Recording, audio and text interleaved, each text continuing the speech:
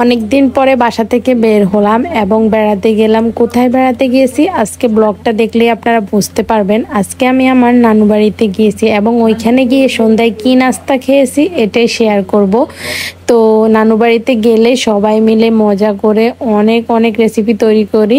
আসসালামু আলাইকুম এভরিওয়ান, কেমন আছেন সবাই? আশা করি অনেক বেশি ভালো আছেন। আমি প্রথমে ডালগুলোকে পানি দিয়ে ভিজিয়ে নিব, প্রায় 3 ঘন্টার মতো ভিজিয়ে রাখবো। এরপর আমি একটু ঘোরাফেরা করতেছি। দেখেন গ্রামের দৃশ্য কতটা সুন্দর, আমাদের নানু গাছের মালটা। আর আমার এটা একদম ন্যাচারাল লুক। আমি পুকুর পাড়ে এসে বসে হাওয়া খাচ্ছি। আসলে আমরা যারা শহরে থাকি 4 দেওয়ালের ভিতরে বন্দি থাকি, কিন্তু গ্রামে এসে ভালো লাগতেছে অনেক বেশি।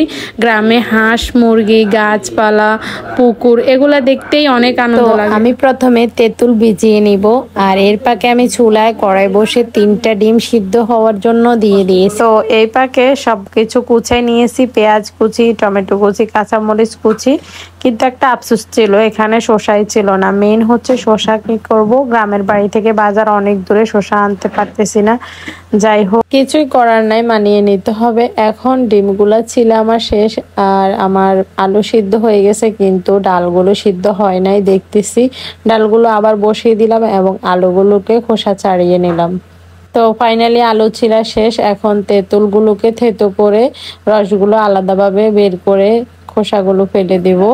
তারপরে আমি 1 চামচ পরিমাণ চিনি দিয়ে মিক্স করে নিব তেঁতুলের রসের সাথে। তো এখন আমি ডিমগুলাকে একটা চালাতের মেশিনের সাহায্যে কুচি কুচি করে নিব। আপনারা চাইলে ডিমগুলোকে পিস পিস করেও নিতে পারেন, কিন্তু আমার কাছে এটাই ভালো মনে হচ্ছে। আর দেখেন কত সুন্দর একটা লুক। আমি শুকনো মরিচগুলোকে হাত দিয়ে একদম মিহি করে নিব। তারপরে একটা বড় বলের মধ্যে ডালগুলো ঢেলে নিব। তারপরে এক এক করে সবগুলো দিয়ে দিব। প্রথমে আলু দিয়ে দিব, তারপরে আমি কুচি করে রাখছি যেগুলা ওইগুলো দিয়ে দিব, পেঁয়াজ কুচি, টমেটো কুচি, কাঁচামরিচ কুচি। তবে একটাই সমস্যা, আমার এখানে শসা কুচি নাই, এটাই। তো কিছুই করার নাই, সবকিছু মানিয়ে নিতে হয় পরিস্থিতি দেখে। আর ছোটবেলা থেকে আলহামদুলিল্লাহ অনেক কিছুই মানিয়ে নিয়েছি, ইনশাআল্লাহ ভবিষ্যতেও সবকিছু মানিয়ে নিতে পারবো। দেখেন আমি এরপরে শুকনো মরিচ দিয়ে দিয়েছি এবং তেঁতুলের টক দিয়ে দিয়েছি এবং রাঁধুনি যে চটপটি মশলা ছিল ওটা পুরোটাই দিয়ে দিব। আর এখানে বাড়তি কোনো ঝামেলা নাই, এই কারণে চটপটির মধ্যে সবকিছু মিক্স করে রাখা হয় রাঁধুনি মিক্স মশলার মধ্যে। দেখেন আমার চটপটিটা আজকের মতো এখানে শেষ তৈরি করা। আমি এখন পরিবেশন করতেছি, যেহেতু সবাই বসে আছে খাওয়ার জন্য, বিশেষ করে বাচ্চারা।